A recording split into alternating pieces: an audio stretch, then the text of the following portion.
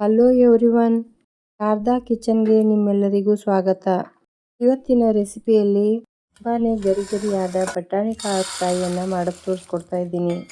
ಒಂದು ಬಟ್ಲದಷ್ಟು ಹಸಿರಾದರೂ ತಗೊಳ್ಳಿ ಅಥವಾ ಬಿಳಿದಾದರೂ ತಗೊಳ್ಳಿ, ಎಷ್ಟು ಬೇಕೋ ಅಷ್ಟು ತೆಗೆದುಕೊಂಡು ನಾನಿಲ್ಲಿ ಒಂದು ಬಟ್ಲದಷ್ಟು ಬಟಾಣಿ ಕಾಳುಗಳನ್ನು ತೆಗೆದುಕೊಂಡು ಚೆನ್ನಾಗಿ ತೊಳೆದ್ಬಿಟ್ಟು ಅರ್ಧ ಸ್ಪೂನ್ನಷ್ಟು ಸೋಡಾ ಪುಡಿಯನ್ನು ಹಾಕ್ಕೊಂಡ್ಬಿಟ್ಟಿದ್ದೀನಿ. ಜೊತೆಗೆ 3/4 ಚಮಚದಷ್ಟು ಉಪ್ಪನ್ನು ಹಾಕ್ಕೊಂಡಿದ್ದೀನಿ. ಈ ಥರ ಹಾಕ್ಕೊಂಡು ನೆನೆಸ್ಕೊಳ್ಳೋದ್ರಿಂದ ಗರಿಗರಿಯಾಗಿ ಮತ್ತು ಸಪ್ಪೆ ಆಗಲಾರ್ದಂಗೆ ಆಗುತ್ತೆ.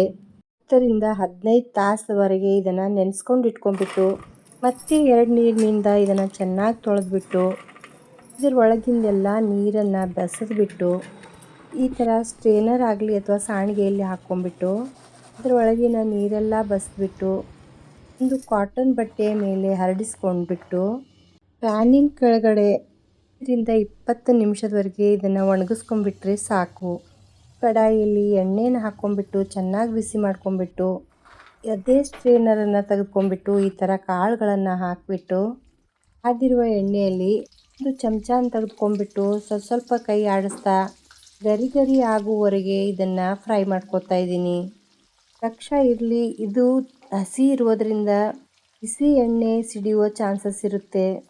ಅದಕ್ಕಾಗಿ ಸ್ವಲ್ಪ ಹುಷಾರಾಗಿ ಫ್ರೈ ಮಾಡ್ಕೊಳ್ಳಿ. ಇಲ್ಲಿವರೆಗೆ ಫ್ರೈ ಮಾಡಬೇಕಂದ್ರೆ ಗರಿ ಆಗುವವರೆಗೆ ಫ್ರೈ ಮಾಡ್ಕೊಂಡ್ಬಿಟ್ಟು ಒಂದು ಟಿಶ್ಯೂ ಪೇಪರ್ ಮೇಲೆ ಇದನ್ನು ತೆಗೆದುಕೊಂಡ್ಬಿಡಿ. ಒಮ್ಮೆ ಫ್ರೈ ಆಗಿರುವ ಬಟಾಣಿ ಕಾಳುಗಳನ್ನು ಮತ್ತೊಮ್ಮೆ ಪುನಃ ಬಿಸಿ ಎಣ್ಣೆಗೆ ಹಾಕ್ಕೊಂಡ್ಬಿಟ್ಟು ತೆಗೆದುಕೊಂಡು ಬಿಡ್ತಾ ಇದ್ದೀನಿ. ಏಕೆಂದರೆ ಸ್ವಲ್ಪ ಇಷ್ಟು ಗರಿ ಆಗಲಿ ಅಂತ. ಇದು ಸ್ವಲ್ಪ ಎಣ್ಣೆ ಅಬ್ಸರ್ವ್ ಮಾಡ್ಕೊಂಡಿರುತ್ತೆ. ಅದಕ್ಕೆ ಒಂದು ಕಾಟನ್ ಬಟ್ಟೆ ಆಗಲಿ ಅಥವಾ ಟಿಶ್ಯೂ ಪೇಪರ್ನಿಂದ ಚೆನ್ನಾಗಿ ಒರೆಸ್ಕೊಂಡು ಬಿಡ್ತಾ ಇದ್ದೀನಿ. ಒಂದು 4-5 ಬಾರಿ ಇದನ್ನು ಚೆನ್ನಾಗಿ ಒರೆಸ್ಕೊಂಡ್ಬಿಟ್ಟು ಇದು ರುಚಿ ಬರಲು ಹುರಿದಿರುವ ಜೀರಿಗೆ ಪುಡಿ, ತಕ್ಕಷ್ಟು ಉಪ್ಪು, ಸ್ವಲ್ಪ ಧನಿಯಾ ಪುಡಿ, ಸ್ವಲ್ಪ ಖಾರ ಪುಡಿ, ಸ್ವಲ್ಪ ಚಾಟ್ ಮಸಾಲ, ಸ್ವಲ್ಪ ಸೇಂದಾ ಉಪ್ಪನ್ನು ಹಾಕ್ಕೊಂಡ್ಬಿಟ್ಟು ಇದನ್ನು ಚೆನ್ನಾಗಿ ಮಿಕ್ಸ್ ಮಾಡ್ಕೊತಾ ಇದ್ದೀನಿ. ಇದು ತುಂಬಾ ಟೇಸ್ಟಿಯಾಗಿ ರೆಡಿ ಆಗಿಬಿಡುತ್ತೆ. ಅಂಗಡಿಗಳಲ್ಲಿ ಮಾಡ್ಕೊಂಡು ತಿನ್ನೋ ಬದಲಾಗಿ ನಾವು ಮನೆಯಲ್ಲೇ ಮಾಡ್ಕೊಂಡು ತಿಂದರೆ ಅದ್ರ ಮಜಾನೇ ಬೇರೆ. ಒಂದು ಕಂಟೈನರ್ಗೆ ಹಾಕ್ಕೊಂಡ್ಬಿಟ್ಟು 1 ತಿಂಗಳವರೆಗೆ ಸ್ಟೋರ್ ಮಾಡಿಕೊಂಡು ಇಟ್ಕೋಬೋದು.